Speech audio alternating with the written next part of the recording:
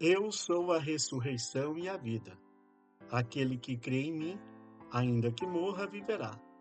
E o que vive e crê em mim, não morrerá eternamente. O Evangelho segundo João, capítulo 11, versículos 25 e 26. O confronto da vida com a morte é a realidade diária em que o homem vive os seus dias. A morte não é uma criação de Deus, mas é um acidente causado na criação por causa da queda em pecado. Não fomos criados para morrer. A morte entrou no mundo após a desobediência dos primeiros seres humanos. Por isso a nossa resistência em aceitar a morte. Mas a palavra de Deus aponta para a morte como um inimigo vencido. No Evangelho segundo João, capítulo 11, versículos 25 e 26, nós lemos: Eu sou a ressurreição e a vida. Aquele que crê em mim, ainda que morra, viverá.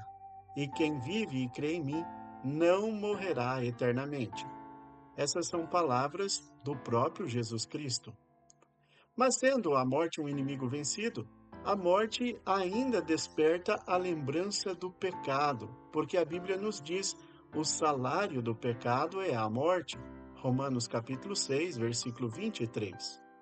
Por isso que, quando a morte chegou, por exemplo, na casa da viúva de Sarepta, levando a vida de seu único filho, a viúva ali logo se revoltou contra Elias, dizendo: Será que o Senhor veio aqui para fazer com que Deus lembrasse dos meus pecados? Ou seja, ela logo reconheceu que ela era pecadora, pois foi confrontada com a morte. Elias entendeu a dor, o pensamento e a indignação daquela viúva e, numa atitude pastoral, de portador do perdão de Deus, ele assume a dor da viúva, toma nos braços os seus filhos e, orando a Deus, Deus devolve a vida do rapaz. No Evangelho, nós vemos que o amor de Deus por nós é tão grande que nem mesmo as nossas transgressões e pecados podem apagar a compaixão de Deus em nosso favor. Nem mesmo a morte pode nos separar do amor de Deus que há em Cristo Jesus.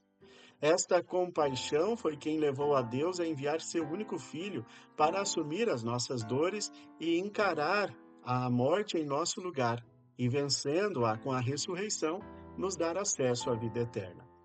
A vida que é trazida por Deus em Cristo Jesus, com a ressurreição, anula os efeitos eternos da morte sobre a nossa vida, de maneira que, para aquele que crê em Jesus, a morte passa a ser apenas uma passagem deste mundo cheio de lágrimas e sofrimento para a vida eterna e abundante que é preparada por Cristo Jesus na eternidade e será por nós vivida na presença do Pai.